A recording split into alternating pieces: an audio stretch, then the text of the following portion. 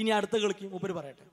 ആ തർജുമാനുൽ ഖുർആനിൽ ഇയ്യാക നഅ്ബുദു വ ഇയ്യാക നസ്തഈൻ എന്ന ആയത്തിനെ വിശദീകരിക്കുന്നിടത്ത് ഉമർ മൗലവി കൊടുത്ത ഭാഗം നോക്കൂ നിങ്ങൾ. ഇവിടത്തെ സന്ദേഹ നിവാരണത്തിന് വേറെ ഒരു മാർഗമുണ്ട്.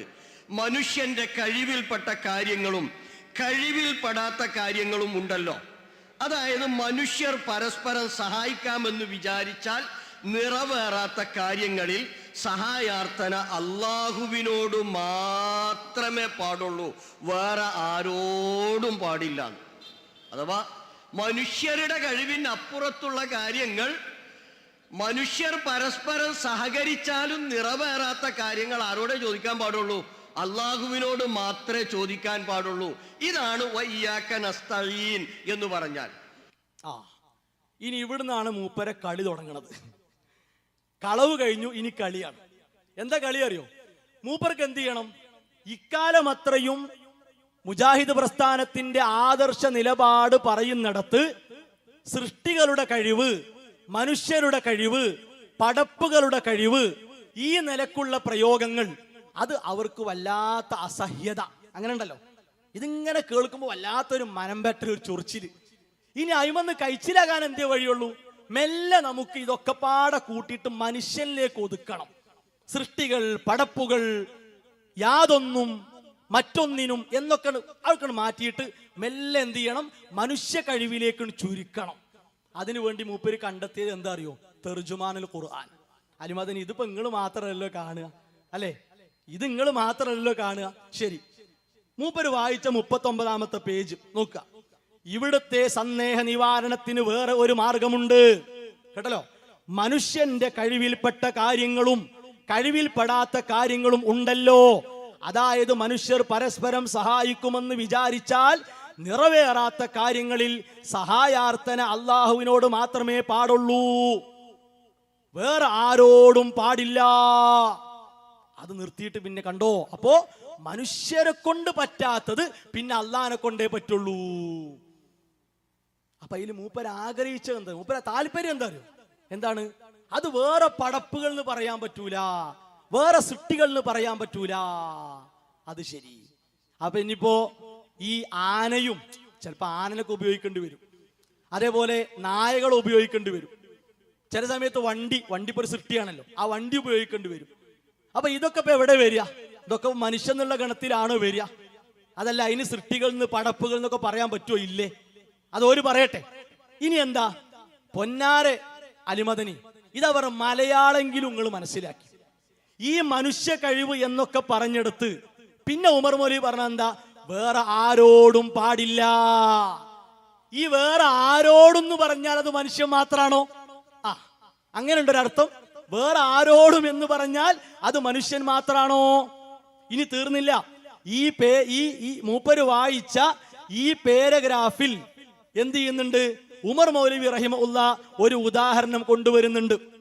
ആ ഉദാഹരണം എന്താ അറിയോ? ഇപ്പൊ മഴ കിട്ടാൻ, മഴ നൽകാൻ ആർക്കേ കഴിയുള്ളൂ? അള്ളാഹ്ക്ക് മാത്രം. ആ ഉദാഹരണം ഇവിടെ കൊണ്ടുവരുന്നു. ആ മഴ നൽകാൻ ആർക്കും കഴിയൂല. ആർക്കും എന്ന് പറഞ്ഞാൽ ജിന്നിന് കഴിയൂല, മലക്കിന് കഴിയൂല, മനുഷ്യന് കഴിയൂല, ആർക്കും കഴിയൂല. അതാണല്ലോ യാഥാർത്ഥ്യം. ഇനി കൃത്രിമ രൂപത്തിൽ അങ്ങനെ ഉണ്ടാക്കാൻ ശ്രമിച്ചാൽ തന്നെ അവിടെയും പ്രശ്നമുണ്ടല്ലോ. യഥാർത്ഥ മഴ തരാൻ ആർക്കേ കഴിയുള്ളൂ? അള്ളാഹ്ക്ക് മാത്രം. അപ്പൊ ഈ പാരഗ്രാഫിൽ തന്നെ മനുഷ്യൻ എന്ന് പറഞ്ഞെടുത്ത് തന്നെ എന്താക്കിയിട്ടുണ്ട്? വേറെ ആർക്കും കഴിയില്ല എന്ന് പച്ചയായി തന്നെ പറഞ്ഞിട്ടുണ്ട്. ആ മൂപ്പര് ഇത് മാത്രമേ കണ്ടതുള്ളൂ. ഇനി എവിടെ രസം എന്നറിയങ്ങള്? ഇതാ, ഇനിയാണ് നമ്മുടെ രസം വരുന്നത്. ഇതാ, ഈ തർജുമാനുൽ ഖുർആനിന്റെ 20-ാമത്തെ പേജ്. അലിമദനി സാഹിബേ, നിങ്ങൾ കണ്ടതല്ലേ ഇത്?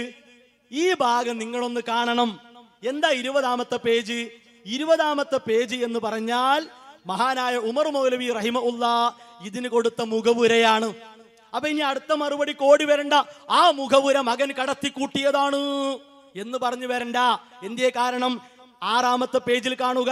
കാലോചിതവും സമുചിതവുമായ ഒരു മുഖവുര ഈ ഗ്രന്ഥത്തിന് വേണമെന്ന് ഞങ്ങൾ ആഗ്രഹിച്ചിരുന്നു, അതിന് സാധ്യമായിട്ടില്ല. തർജുമാനുൽ ഖുർആൻ മലയാളത്തിൽ ഒറ്റ വാല്യത്തിൽ പ്രസിദ്ധീകരിച്ചപ്പോൾ 1970 ഉപ്പ എഴുതിയ മുഖവുരയാണ് ഇതിൽ ആമുഖമായി കൊടുത്തിട്ടുള്ളത്. അപ്പൊ ഇനി അത് കളവാന്ന് പറയണ്ട. ഉമർ മൗലവി റഹിമഹുല്ല എഴുതിയ അന്നത്തെ മുഖവുര തന്നെയാണ് ഇവിടെയും കൊടുത്തത്. ആ മുഖവുരയിൽ ഒരു ഭാഗമുണ്ട്.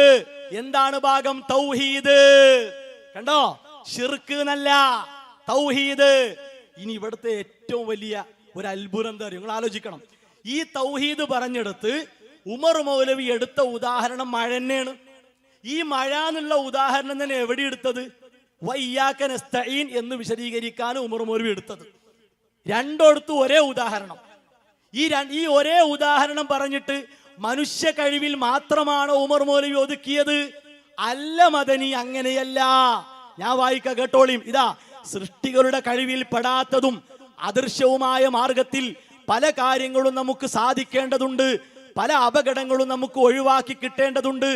അതിനു കഴിവുള്ളവന്റെ അടുക്കൽ അണഞ്ഞുകൂടുക എന്നതാണ് അതിന്റെ മാർഗം. കണ്ടോ, മനുഷ്യ കഴിവ് എന്നല്ല, സൃഷ്ടികളുടെ കഴിവ്. അപ്പൊ നിങ്ങൾ അങ്ങനെ തപ്പി പിടിച്ചു കൊടുന്നാൽ അതുകൊണ്ടൊന്നും ഈ പ്രസ്ഥാനം തകരൂല. ഇത് തൗഹീദാ കൂട്ടരെ. ഇതാരെങ്കിലും ഉണ്ടാക്കിയ തെർമോക്കോൾ സാധനമല്ല, ഇത് തൗഹീദാണ്. ഈ തൗഹീദ് പൊളിക്കാൻ നിങ്ങൾ 4 ആളുകൾ ഇരുട്ടിന്റെ മറവിൽ കച്ചകെട്ടി ഇറങ്ങിയാൽ സാധിക്കുന്നു കരുതി ഞങ്ങള് പൂജ അവിടെ വെച്ചോടി. ഇതാ തൗഹീദ്, സൃഷ്ടികളുടെ കഴിവിനപ്പുറത്തുള്ളത്, സൃഷ്ടികളെ കൊണ്ട് സാധ്യമാകാത്തത് അത് റബ്ബിനെ കൊണ്ട് മാത്രമേ കഴിയുള്ളൂ. അവിടെയും ഉദാഹരണം മഴയാണ്. അതുകൊണ്ട് ഈ കബളിപ്പിക്കലും കോട്ടിമാട്ടനുമൊക്കെ നിർത്തൂ. അലിമദനി, നിർത്തൂ. നിങ്ങൾ അങ്ങനെ ഈ ഒരു മനുഷ്യ കഴിവിലേക്ക് ചുരുട്ടി നിങ്ങൾ രക്ഷപ്പെടണ്ട. നിങ്ങൾക്കതിന് കഴിയൂല.